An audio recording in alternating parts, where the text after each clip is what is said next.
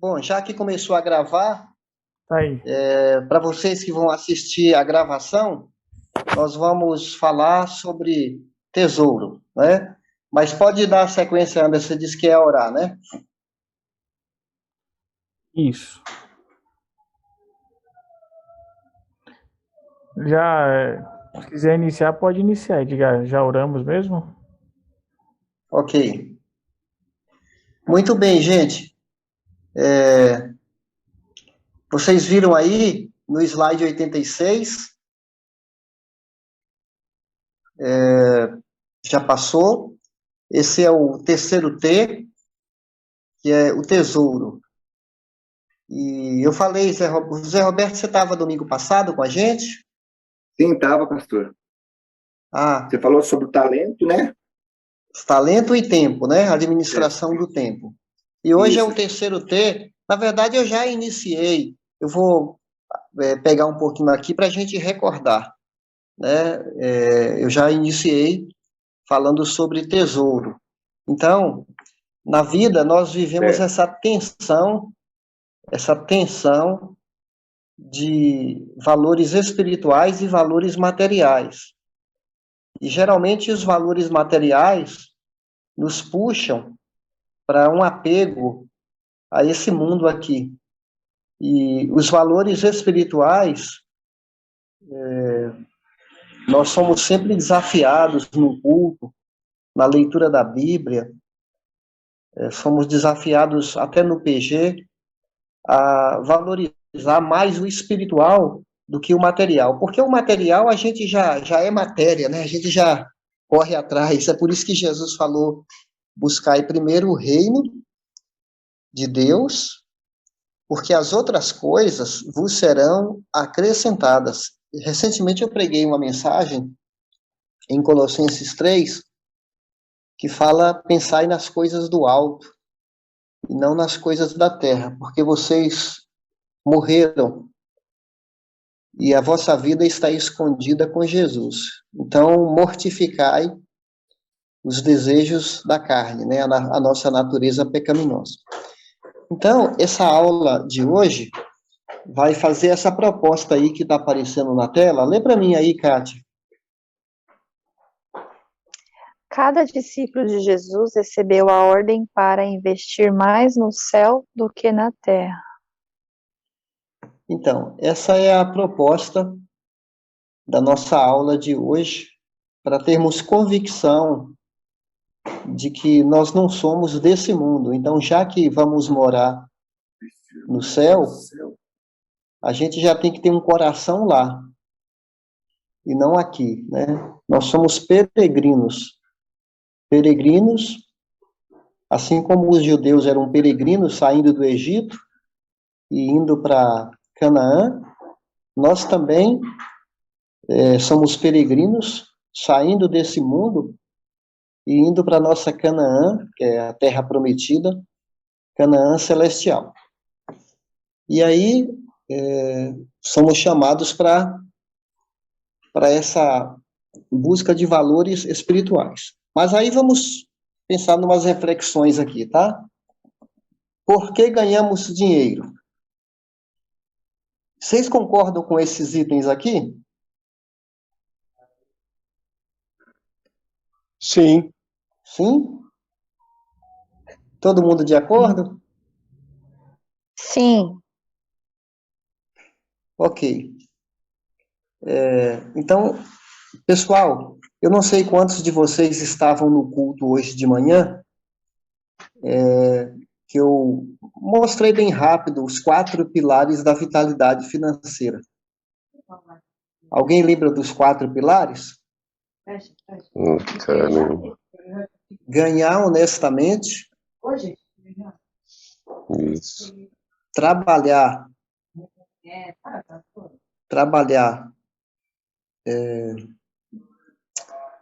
agora eu que não estou lembrando, ganhar honestamente, economizar sistematicamente, investir sabiamente e doar generosamente. Ok? Isso é para o cristão. Porque quem não tem esse temor de Deus no coração, o raciocínio dele é esse aqui. O que eu faço com o meu dinheiro? O dinheiro é meu, eu gasto como eu quero. Já a mentalidade de um cristão é essa. O que eu faço com o dinheiro de Deus que chega até mim? É bem diferente, não é? O que eu faço com o dinheiro de Deus que Ele me permite administrar? Tomara que esse seja o pensamento de vocês. E não achar que você é o dono e você faz com o que você quiser. E mesmo aquele crente que fala assim, eu dou dinheiro na obra de Deus e faço o que eu quero com o resto. Não é bem assim. Deus é dono dos 100% que chega até nós e Ele está interessado em nos ajudar a administrar o que sobra para nós. Então, esses pontos aí, por que ganhamos dinheiro, voltando para o slide, é de fato isso, contribuir na obra de Deus, sustentar a nossa família, ajudar necessitado e fazer investimentos. Porque a Bíblia não fala para a gente gastar tudo que a gente ganha, fala para a gente também ser precavido, ser prudente, se preparar para os dias difíceis. O investimento tem a ver com isso. Então, o próximo slide vai falar para nós esse primeiro item aí, que é o A, né? Por que ganhamos dinheiro? Então, a gente vai falar sobre o ponto A, contribuir na obra de Deus. Por que eu coloquei na letra A como o primeiro, né? Voltando o slide, Anderson, está na letra A, não é isso? Por que eu coloquei como... Eu coloquei aí, pessoal, numa ordem de importância, tá? A letra A. Então, alguém tem uma Bíblia fácil aí para ler para mim Provérbios, capítulo 3?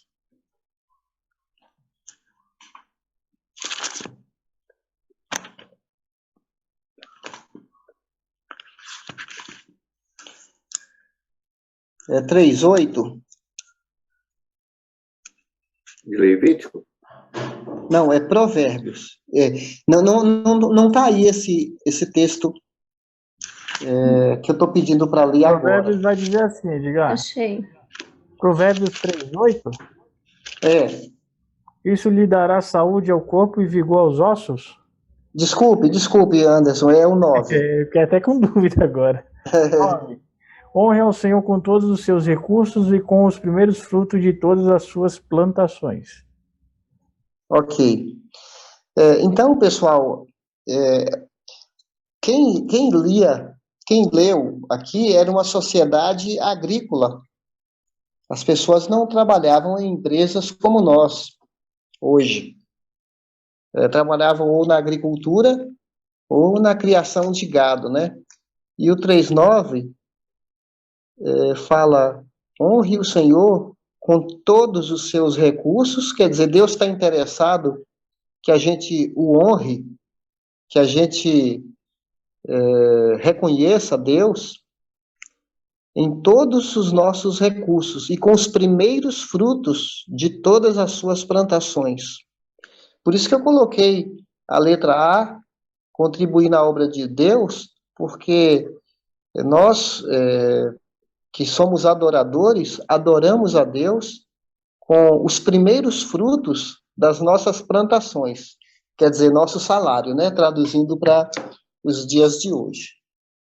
Então, nós vamos falar sobre dízimo, que é um assunto... Sim. Pode falar. Não, eu estou falando assim que eu tenho uma versão aqui bem boa que vai de encontro ao que você está falando, que diz assim, honra ao Senhor com os teus bens e com as primícias de toda a tua renda. Quer dizer, você está falando certo. As primícias é a mesma coisa que são os primeiros frutos, né? A palavra primícia quer dizer isso, sim, né? A primeira parte, né? Ô, Edgar. Então, pessoal, sim. eu só fazer uma pergunta, é uma pergunta meio que posso colocar até para os irmãos aqui. E se eu colocar como sustentar a família primeiro e depois contribuir na obra de Deus? Seria alguma diferença? Porque eu digo na pergunta no sentido de, vamos lá, de ministério, né? Se você pegar a carta, como Paulo dizia, né? Como é que um pastor quer dirigir uma igreja se na sua própria família você não tem, se você não tem como ministrar? E fala assim, cara, seu primeiro ministério é sua família e depois a igreja, né? Eu poderia colocar como sustentar a família primeiro nesse sentido ou não? Eu confesso que eu não tinha pensado nisso, Anderson, agora falando um pouco de mim, né? Depois a gente retoma. Eu sempre coloquei primeiro na obra de Deus, porque vamos dizer assim, sustentar a família é mais do que óbvio, né? É uma obrigação. E se eu separo primeiro para Deus, eu sempre tive receio de gastar e depois não sobrar, entendeu? Então, eu sempre coloquei em primeiro plano, confiando que Deus vai me dar para eu sustentar a minha família, que Deus nunca vai me deixar faltar. Então, ao dar para Ele, eu estou entendendo que a provisão da minha família também vem dele, né? Vou te dar um exemplo aqui daquela mulher no Antigo Testamento que ela tinha só um pouco de farinha e azeite para fazer um bolo para ela e o filho, que era a última refeição, ela ia morrer. Está lá no livro de Reis. Isso. Primeiro ou segundo Reis, né? Saúl, aí, né? O Elias. Elias. Elias vai se encontrar com ela e ele pede aquele bolo para aquela senhora. Ela falou: eu só tenho esse, eu vou comer e eu e meu filho vamos morrer. Aí o Elias fala para ela assim: pode dar o bolo para mim. E a mulher dá o bolo para ele, né? E aí simboliza, ele era um homem de Deus, né? Simboliza a questão da fé. Ela dá aquele bolo para Elias e depois ele faz com que o azeite da casa dela se multiplique. Ele fala: pegue quantas vasilhas você puder, que não vai faltar mais azeite na sua casa. E o azeite era como se fosse dinheiro, né? Porque ela ia vender o azeite para fazer dinheiro para comprar as outras coisas dela. E de fato isso aconteceu, né? Que eu já preguei nesse texto, dizendo que você contribuir de Deus é uma obra de fé, né? Um exercício de fé, que a gente vá para Deus na confiança que Ele nos dará para a gente cuidar da família. Mas é óbvio que não dá para a gente pensar assim: eu vou negligenciar minha família, vou dar só na obra de Deus. Não, aí realmente não combina, né? Eu coloquei como primeiro ponto para eu honrar a Deus, como diz Provérbios 3, acima de tudo, acima da minha família, inclusive. Mas não quer dizer negligenciar a família, né? É só uma questão de privilegiar a obra de Deus. Ok? Certo. Amém. Legal, Edgar, obrigado. Ô pastor, okay, então... eu acho que contribuir na obra de Deus em primeiro lugar seria colocar Deus em primeiro lugar, né? Não seria isso? Sim, também. Não negligenciando a família, mas sempre colocando...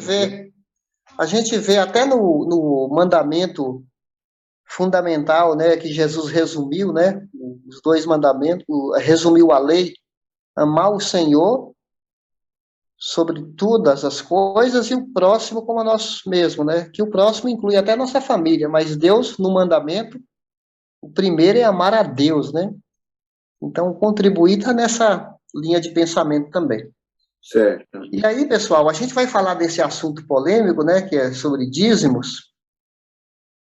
Infelizmente, por causa da questão de muitas igrejas explorarem a fé das pessoas, acabou esse nome se tornando desgastado, mas é algo santo, né? É algo criado por Deus, não pela igreja, não por pastores. Então, eu vou pedir para um de vocês ler para mim Levíticos 27, 30 a 32. Quem pode ler? Eu leio. 27, 30, 32. Sobre as dízimas. Também todas as dízimas da terra, tanto dos cereais do campo, como dos frutos das árvores, são do Senhor. São santas, são ao Senhor. Ok.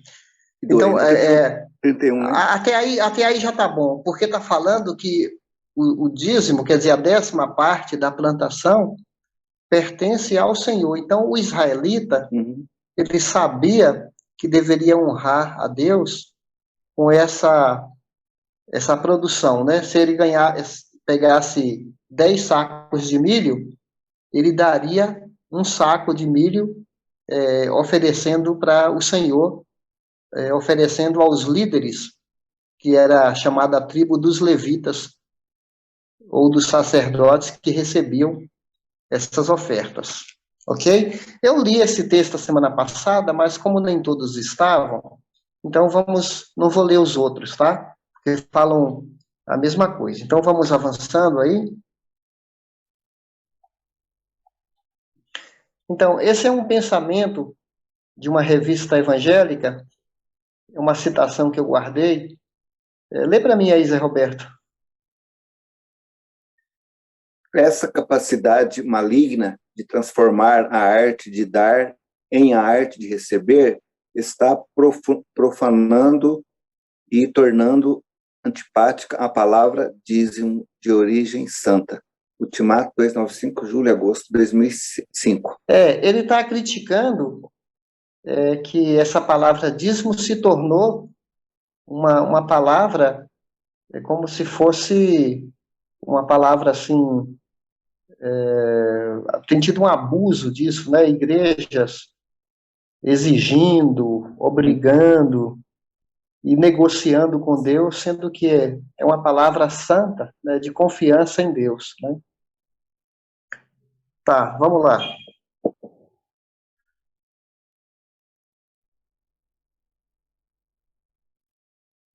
Kátia, você lê para mim agora? Os dízimos são do Senhor e devem ser dados dentre todos os produtos da terra e do gado. Razão. Deus é o dono de todas as coisas, ele é o proprietário das terras e o causador de todas as bênçãos. Salmos 24. Exatamente, esse Salmo 24, ele fala assim, do Senhor é a terra e toda a sua plenitude, o mundo e todos que nele habitam. Então, tudo pertence a Deus. Nós não somos donos de absolutamente nada. Nós estamos aqui como gestores, como administradores dos bens de Deus. Não estou falando só de bens materiais, né? Estou falando de filhos, marido, esposa, família, nossa própria vida. Quando a pessoa se acha dono, ele se torna possessivo. E quem se acha dono, a pessoa acaba adoecendo a alma, né? Quer ver um exemplo? Por que tem tanto feminicídio? Porque tem homens que se acham donos da mulher, donos da esposa. Quando elas querem terminar a relação, eles não aceitam. E tiram a vida dela, né? Ou pode acontecer também, né? Da mulher tirar a vida do marido, que eu estou lembrando aqui o caso daquela mulher que matou aquele japonês que era dono daquela empresa, eu esqueci o nome, uma empresa... Yoki, né? A mulher... Foram por outros motivos, né? Mas, assim, a pessoa se julga dono da vida do outro e se acha no direito de tirar a vida. O ponto que eu quero falar é que a gente tem que amar mais o Criador do que a criatura, ok? Então, continuando, qual a diferença entre dízimos e ofertas? Hildo, você lê para mim.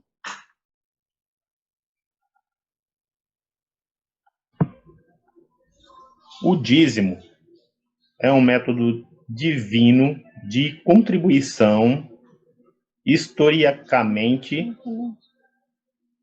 existiu antes da lei, durante a lei, após a lei do sacerdote de Jesus Cristo. Deixa aqui, né? Entregar o dízimo é reconhecer o... Peraí. Estou com uma tela... Senhorio. O senhorio de Cristo sobre todos e principalmente sobre os bens que eles nos entrega para administrar. Hildo, você sabe o que significa a palavra senhorio? Olha, talvez no que eu consigo compreender sobre as pessoas que nos dão algum tipo de instrumento para capacitar a gente. Tipo do trabalho, administração de alguma coisa. Vamos lembrar que a palavra senhorio vem de senhor, ok? Sim. Então, pensando em Deus como Senhor, o senhorio tem a ver com a autoridade soberana dele. É reconhecer essa autoridade soberana sobre mim, sobre os meus bens. É reconhecer ele que é o Senhor, ele que é o dono. Eu presto contas a ele. Então, é esse o sentido, ok? Entregar é reconhecer que ele é o dono. Ele é o Senhor sobre minha vida, sobre o que eu tenho, sobre o que eu ganho. Ok? Ajudou? Muito. E o primeiro parágrafo fala que o dízimo existia antes da lei, durante a lei e na época de Jesus. É porque tem pessoas que falam assim: essa contribuição é do Antigo Testamento, não vale mais para hoje.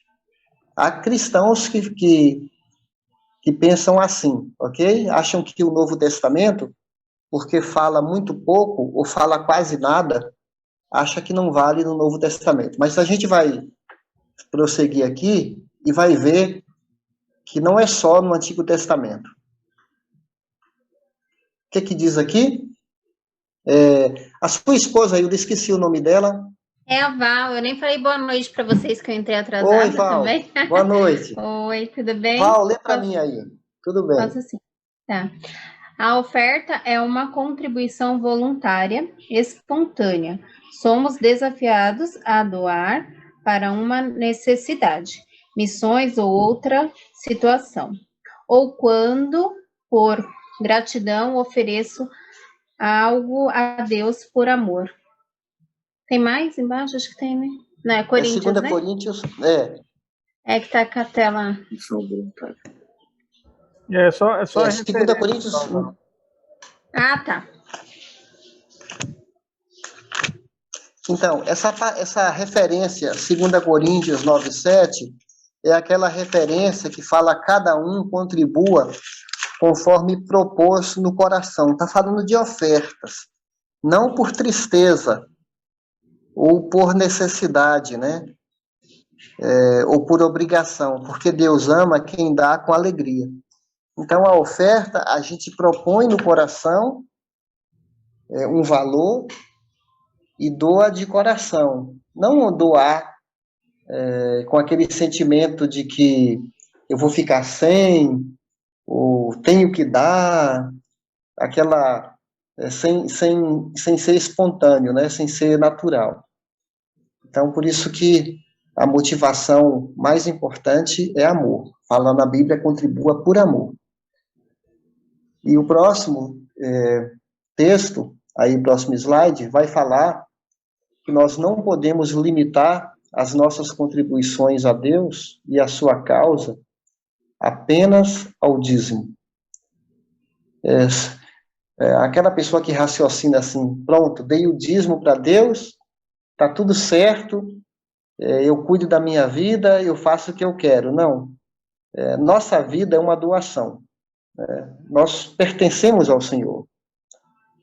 Não é só... Deus não está interessado só na parte que eu dou, está interessado é na minha vida. Aí a gente vai ver um argumento que eu mencionei antes, da pessoa que fala assim, o dízimo é do Velho Testamento. VT quer dizer Velho Testamento.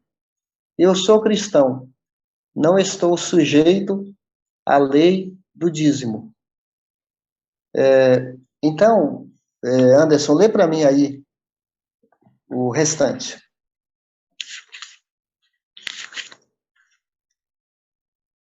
Os fariseus.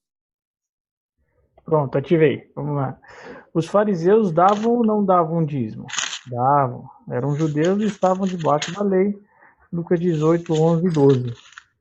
Se o fariseu praticava, o crente não pode fazer menos. A justiça do cristão vai além dos escribas e fariseus. Referência de Mateus 5:20.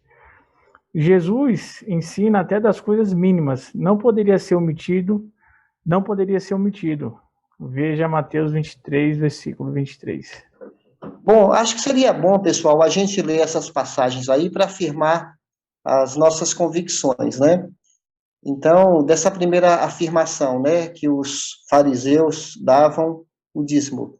Quem achar primeiro, abre Lucas 18, 11, 12, outra pessoa procura Mateus 5, 20 e outra pessoa Mateus 23, 23.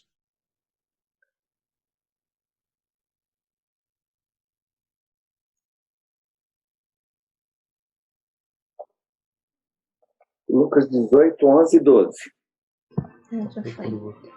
Diz assim, o fariseu... Pode ler? Pode. É a parábola do fariseu e o publicano. Lucas 18, 11. O fariseu, posto em pé, orava de si para si mesmo. Desta forma, ó Deus, graças te dou porque não sou como os demais homens, roubadores, injustos e adúlteros, nem ainda como este publicano. 12. Jejuo 2 vezes por semana e dou dízimo de tudo quanto ganho. Ok. Essa é a famosa parábola do fariseu e do publicano. Porque ele dava o dízimo, ele se compara superior aos outros homens. Ele se achava. E aqui ele está, inclusive, orando, né? Ele está se engrandecendo nessa oração, e ele até compara, né? Eu não sou como os demais, né? Os adúlteros, os ladrões, os corruptos. E se compara com o publicano. O publicano era uma pessoa que era desprezada, porque ele era fiscal da prefeitura ou do governo, ele era corrupto. Mas nesse caso aqui, o fariseu está se colocando superior, e esse publicano aqui, ele está bem quebrantado, porque no versículo 13 fala que ele nem ousava levantar os olhos, mas ele batia no peito, clamando, Deus, tem misericórdia de mim. Mas o ponto que eu quero destacar é que os fariseus, eles eram dizimistas fiéis, só que eles confundiam, por acharem que eram dizimistas, eles se achavam melhores que os outros homens. Agora, o próximo versículo é um encorajamento para nós, né? Dizendo que a justiça do cristão vai além dos fariseus. Então, Mateus 5,20, alguém achou? Eu achei. Sim. Mateus 5,20. Pois eu lhes digo que se a justiça de vocês não for muito superior à dos fariseus e mestres da lei, de modo nenhum entrarão no reino dos céus. Muito bem, pessoal. É interessante que Jesus fala para a gente ir além dos religiosos da época dele. Isso significa que o fariseu, ele vivia dentro da lei. Jesus fala para a gente ir acima da lei. A gente não tem tempo agora, mas em Mateus 5, Jesus fala assim, ouvistes o que foi dito.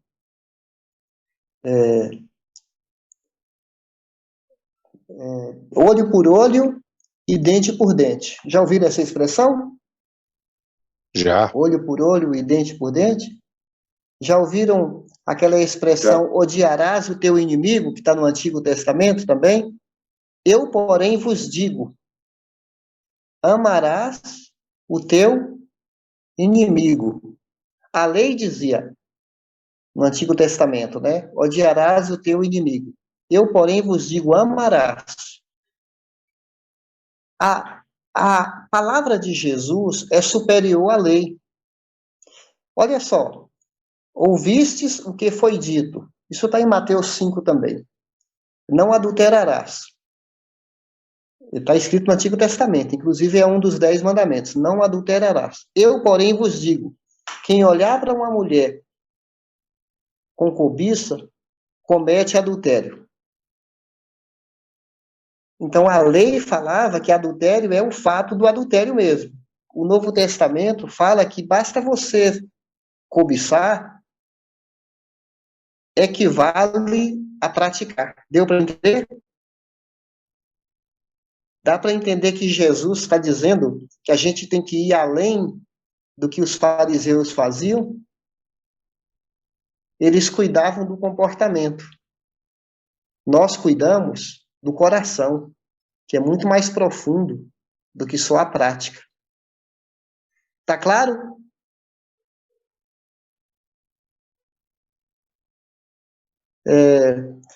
Eu estou contando isso para vocês porque se eles davam o dízimo, para nós, a gente tem que ir além da lei.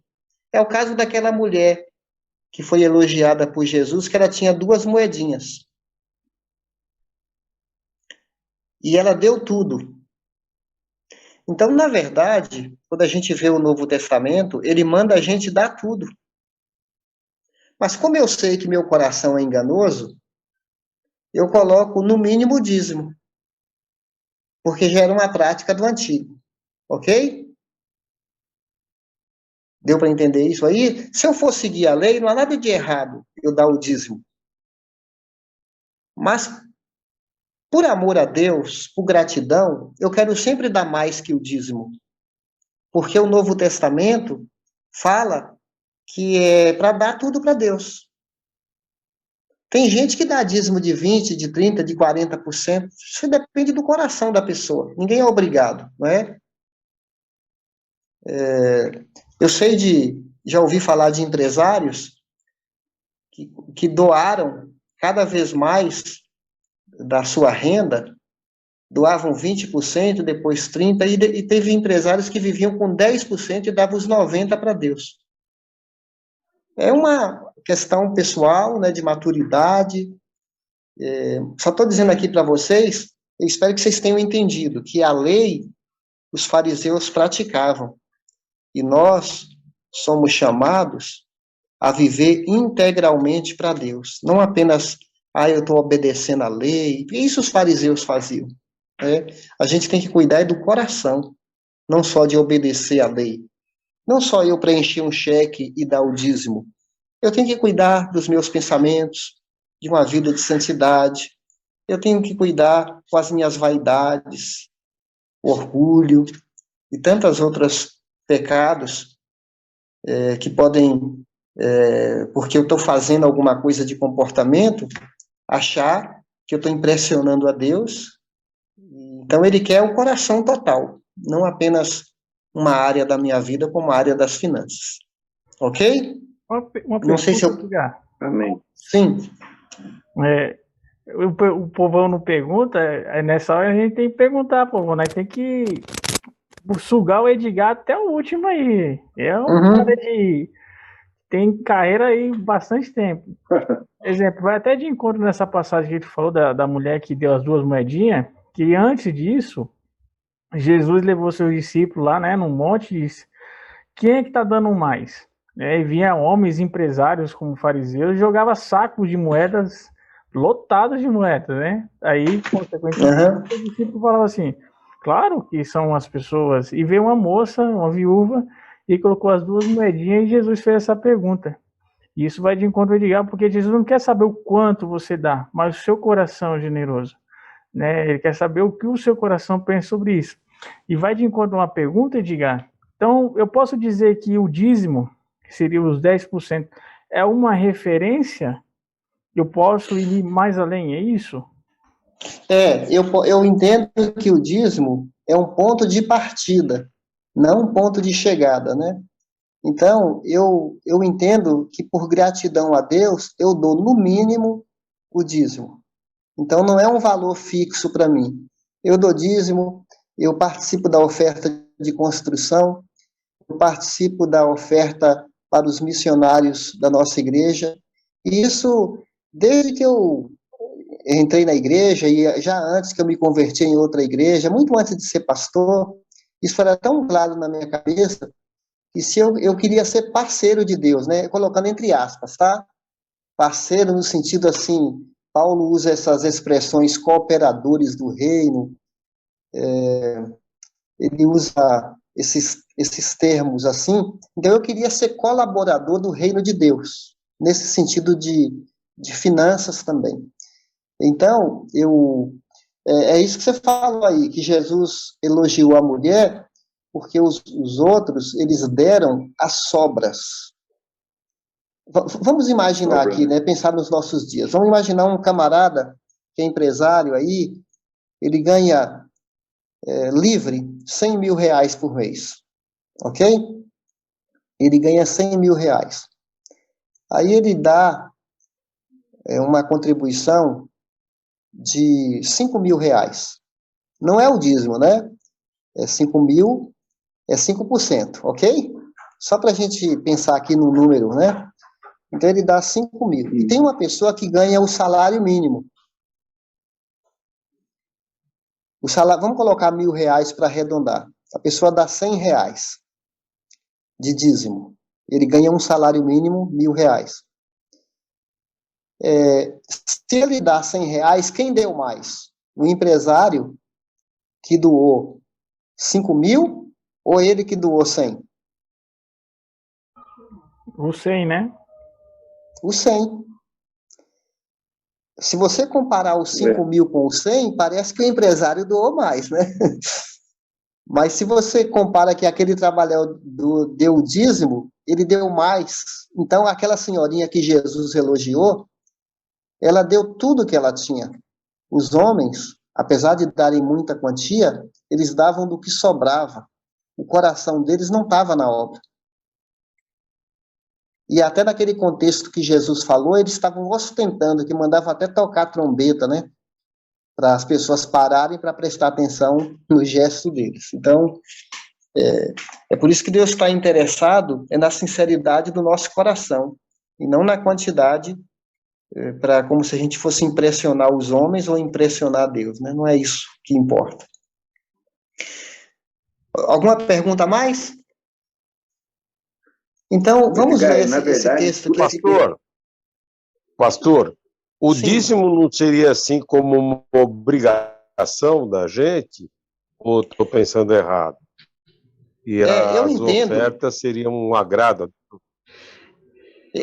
Eu entendo que o dízimo é sim uma obrigação, é sim uma lei, mas todos os mandamentos de Deus devem ser feitos por prazer, e não só por obrigação, né? Eu encaro dízimo, que tanto é por obrigação, quanto também por amor.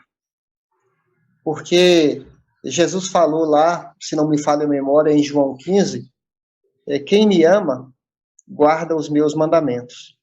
Então, não podemos, nenhum mandamento, a gente tem que esquecer que é por amor. Não é por, vou obedecer porque tem que obedecer, né? Não é essa a ideia, né? Por obrigação, não. Estou lembrando de uma Ou por receber em troca de Deus. Ou por querer trocar, minha filha está me ajudando aqui, ou como se eu fosse fazer um negócio com Deus, né? Agora alguém lê para mim Mateus 23, 23.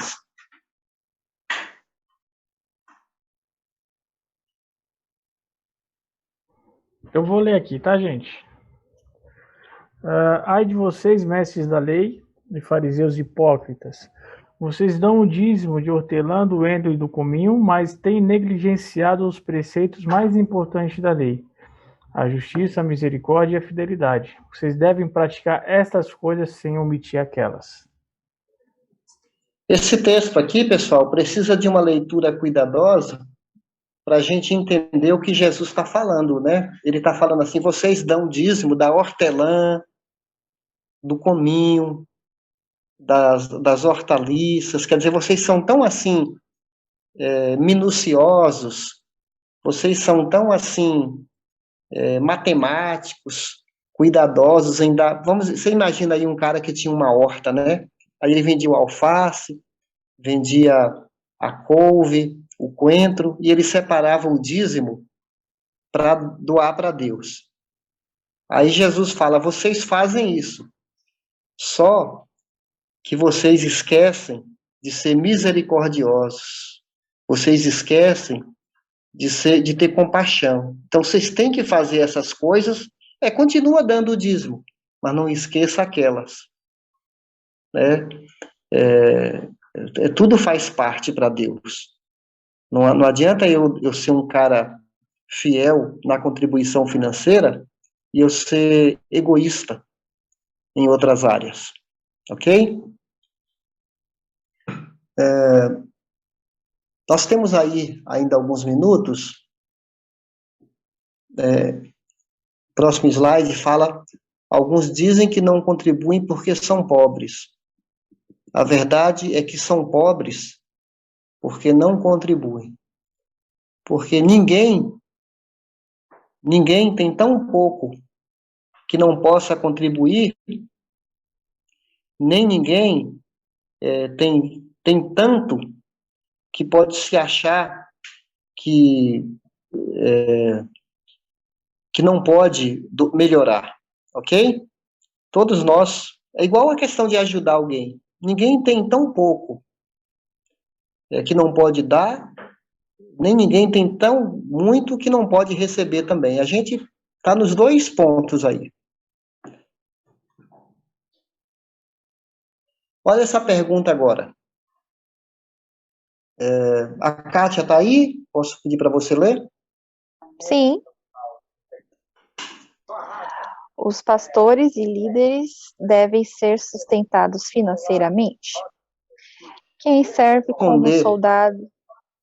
Pode ler. Sim, pode continuar. Tá. Quem serve como soldado à própria custa? Quem planta uma vinha e não come do seu fruto? Quem apacenta um rebanho e não bebe do seu leite?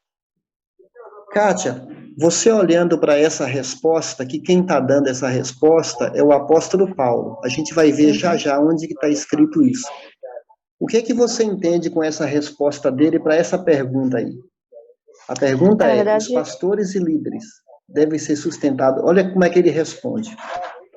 Ele responde com outra pergunta, né? Sim. E aí ele responde como se fosse meio óbvio que sim. Exatamente. Porque como que vão sobreviver, né? E essas perguntas são chamadas perguntas retóricas. As perguntas são feitas, mas a resposta é tão óbvia, porque são perguntas retóricas, que é claro que é sim, né? O soldado, ele não vai para a guerra, ele mesmo paga o sustento dele.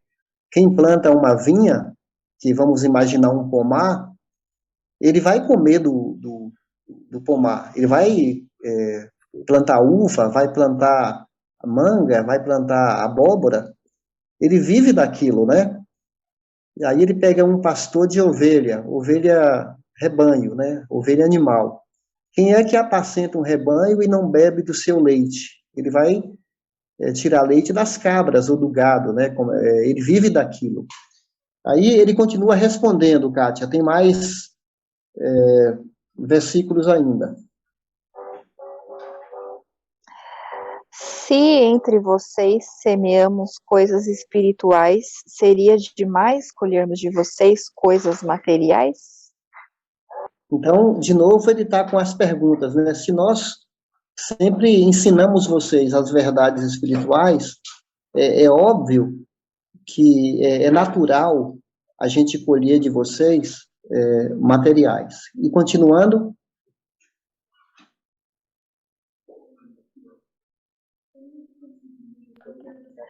Vocês não sabem que aqueles que trabalham no templo alimentam-se das coisas do templo? E os que servem diante do altar participam do que é oferecido no altar? Da mesma forma, o Senhor ordenou àqueles que pregam o evangelho que vivam do evangelho. Ok. Essa primeira parte aí nos faz lembrar do Antigo Testamento, que os sacerdotes, eles viviam do templo. O povo trazia os grãos, as plantações, para ajudar no sustento dos sacerdotes e da tribo dos levitas. E aí ele finaliza o argumento dizendo que, da mesma forma, o Senhor ordenou àqueles que pregam o evangelho que vivam do evangelho, que está em 1 Coríntios 9, 7 a 11. Então, esses que vivem do evangelho são os pastores ou líderes que são pagos pela igreja. Então, vejam que a palavra de Deus fala que a obrigação do povo de Deus é sustentar os seus líderes espirituais. O grande problema que tem é quando os líderes abusam, né, e falam de uma teologia de explorar as pessoas e de prometer coisas que Deus não promete. Mas você vê que aí na Bíblia, Paulo está defendendo aqueles que vivem do evangelho, sejam missionários, sejam pastores. Aí tem uma próxima motivação, que eu já falei sobre isso, mas é bom recordar. Quem não leu ainda pode ler, ou todo mundo já leu? Zé Roberto, lê então? Leio. Qual é a motivação correta? É o amor. Deus é o dono absoluto da sua vida. O mordomo mostra esse fato pela sua oferta. Deus nos amou tanto que nos deu o seu Filho. Nós amamos tanto a Deus que queremos devolver a Ele uma porção daquilo que confiou em nossas mãos. Legal isso, né, pessoal? Deus nos amou tanto que nos deu o seu Filho. Nós amamos tanto que queremos devolver a Ele uma porção daquilo que Ele confiou em nossas mãos. Não só queremos devolver uma porção, queremos viver para Ele, né? Queremos amá-lo, servi-lo, com tudo que temos, com tudo que somos. É fácil a gente cantar na igreja, mas aqui fala de um amor que não apenas canta, né? É um amor que reconhece, que doa. Pessoal, a gente está chegando aí no finalzinho dessa lição, mas se vocês me aguentarem aí mais 3 minutos, dá para aguentar mais 5 minutos? Ou... Sim. Vamos lá. Tá bom. Então, o próximo... Eu fiz aqui, pessoal, essa foi uma lista que eu fiz para mim, ok? É uma convicção que eu tenho. Aí eu alistei por que eu contribuo na obra de Deus. Então, eu vou pedir para o Anderson ler o primeiro slide. Eu acho que são 20 no total. O Eduardo lê o segundo slide. O Hildo, o terceiro. E a esposa do Hildo, o quarto. Vamos lá. Razões para dar o dízimo na obra de Deus. Primeiro, a Bíblia ensina que é o mínimo para contribuir na obra de Deus. Segundo, porque Cristo o recomendou. Terceiro, porque Abraão, Jacó e outros o praticaram. Quarto, porque os primeiros cristãos deram mais do que o dízimo, e eu não quero dar menos. Vou ler até o 5, aí vocês lêem o restante. 5. Assegura o meu respeito próprio. O próximo é Zé Roberto ou Eduardo? Posso ler. Remove a dúvida da minha contribuição. Nada inferior ao dízimo poderia expressar a minha apreciação pela obra de Deus e pela minha igreja. Se o nosso povo o observasse, poderíamos ampliar a obra missionária. 9, dignifica as finanças da nossa igreja. E o 10, sou parceiro de Deus. Ok? Tá bem. Eduardo? É você. Eu leio, pastor. Hildo. 11. Aumenta a minha espiritualidade, significa os meus negócios, coloca o reino de Deus em primeiro lugar na minha vida. Tenho dado por muitos anos e tenho sido muito abençoado. O trabalho de Deus se expandirá ainda mais. Todos os contribuintes que conheço são contentes. Ok? Evita que eu seja avarento. Deus aprovou e pelo qual prometeu bênçãos.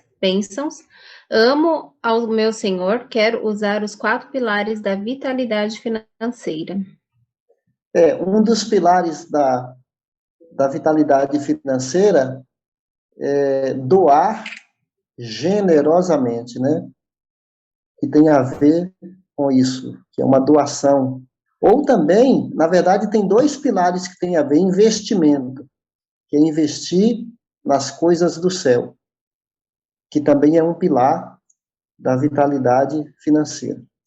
E, por último, pessoal, tem esse texto aí do tesouro, eu não vou ler, mas é aquele versículo que fala que a gente não pode servir a 2 senhores, ou vai agradar um e desagradar o outro. E o próximo slide vai fazer uma pergunta: qual vai ser o meu maior investimento? Esse texto aqui fala para a gente não acumular na terra, porque a traça e os ladrões roubam, mas para a gente acumular no céu, onde os ladrões não roubam. E a pergunta é: qual vai ser o meu maior investimento? Vai ser na terra ou no céu? Aí tem mais uma pergunta também: onde está o seu coração? Porque Jesus falou nessa passagem aí, onde estiver o seu coração, aí vai estar o seu tesouro. Se meu coração estiver aqui na terra, a terra vai ser o meu tesouro. Se meu coração estiver no céu, eu vou doar, porque lá está o meu tesouro, como tem até uma música que fala: lá está o meu tesouro. E, por último, tem aí um pensamento, né? Não é tolo aquele que abre mão do que não pode reter para ganhar o que não pode perder.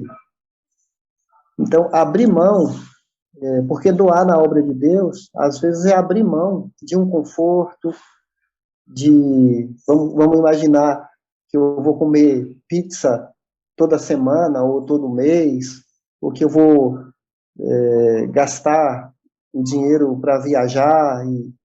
Quer dizer, a gente pode viajar, pode comer pizza, mas não é tolo aquele que abre mão do que não pode reter. Então, quando eu dou na obra de Deus, eu estou dizendo para mim mesmo que eu estou ganhando o que eu não posso perder.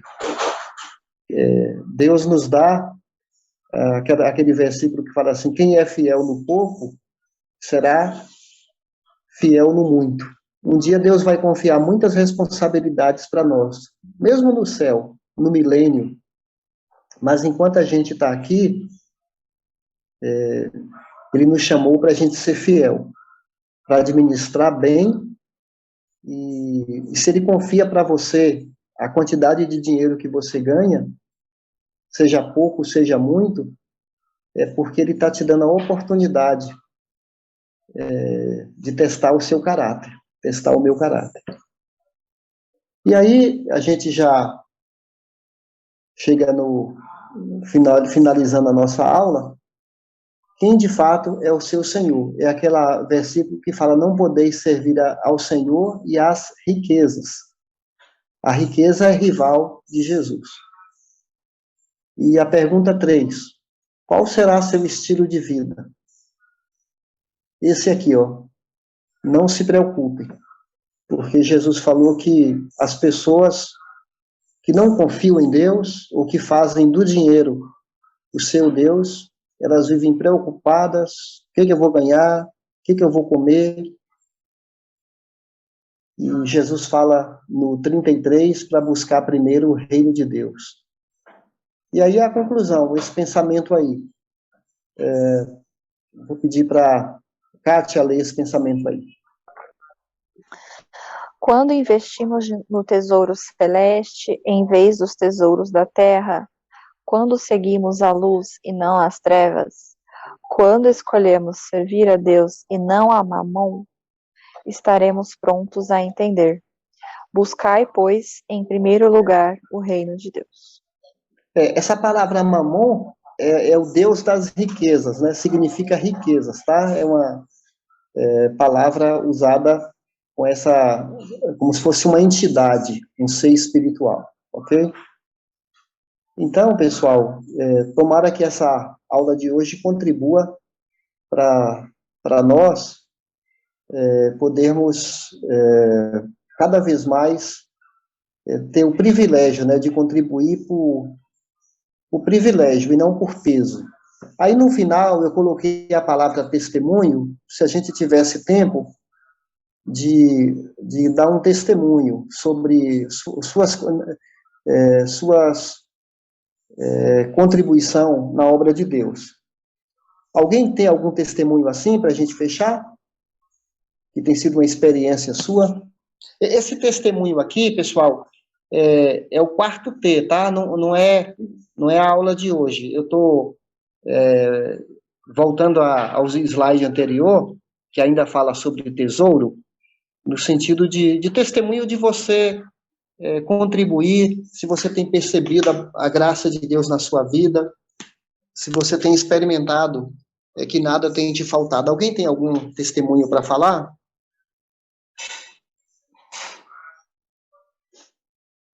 Como tem sido a sua experiência?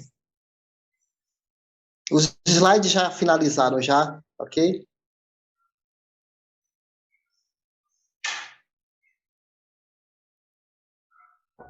Eu tenho um, Edgar, mas é bem rapidinho, que como nossa hora já ultrapassou, eu tenho contribuído sim, né? Mas não só financeiramente, a gente pensa que contribuição só é dinheiro, né? Mas dízimo, testemunho, isso vai muito mais além do que dinheiro, né?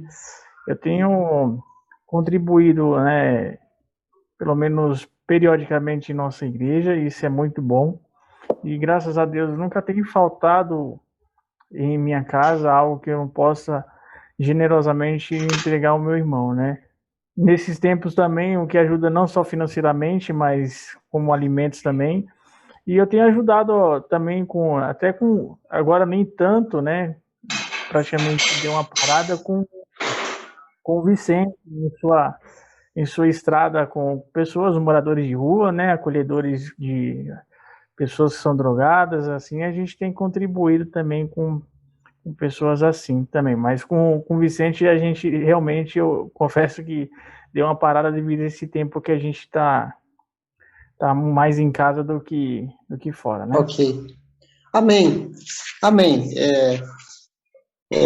Deus é fantástico, né? Ele sempre dá mais do que a gente dá para ele. Eu tenho várias experiências, não vou contar agora a questão do tempo, mas se Deus quiser, a gente terá outras oportunidades. Então, nós vamos finalizar com uma oração.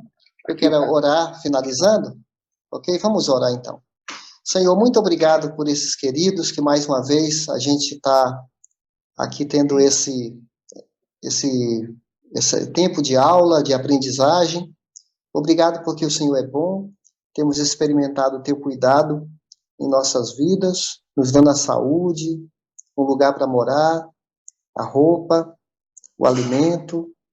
O Senhor é a nossa fonte, não é a nossa capacidade, não é a nossa inteligência, é o Senhor que cuida de nós, como diz o Salmo 23, o Senhor é meu pastor, de nada terei falta. Senhor, eu oro para que esses irmãos aqui, e as irmãs também, tenham a convicção de sempre contribuir na tua obra, que seja uma convicção do coração, não só contribuir, mas te obedecer, querer te conhecer, servi-lo com nossos dons, administrar bem nosso tempo, servir no sentido de imitarmos Jesus, que se sacrificou por nós, e nenhum sacrifício é grande demais para a gente fazer por ele. E que a nossa motivação seja sempre o amor. Muito obrigado, Pai, em nome de Jesus. Amém. Eu quero lembrar vocês que a semana que vem nós não teremos aula, Dia das Mães, tá? Então, não faltem daqui 15 dias. Se tiver que faltar, falta domingo que vem, porque não tem aula mesmo. Combinado? Combinado.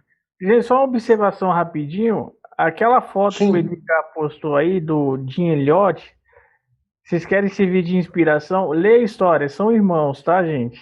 Lê a história daqueles missionários lá, que é fantástico, cara. Mostra um slide para eles guardarem o nome, porque senão eles não vão lembrar como escreve, né, Anderson? Volta lá o slide. Rapidinho, gente. É fantástico aquele do pessoal lá, que eu vou colocar aqui para vocês verem aqui. Que é uma história fantástica se vocês tiverem. Esse camaradinho aí, dá para ver? Uhum. Dá, né? Não vou nem expandir a tela, não. Eu percebi que ele faleceu cedo, né, jovem. Lê a história, cara, você vai entender o porquê. É fantástico. Vai entender porque que ele falou isso aí, verdade. Bem lembrado. Isso, é inspiração para qualquer um que deseja pensar em dar sua vida para o reino de Deus. Não é só ele tem um irmão também.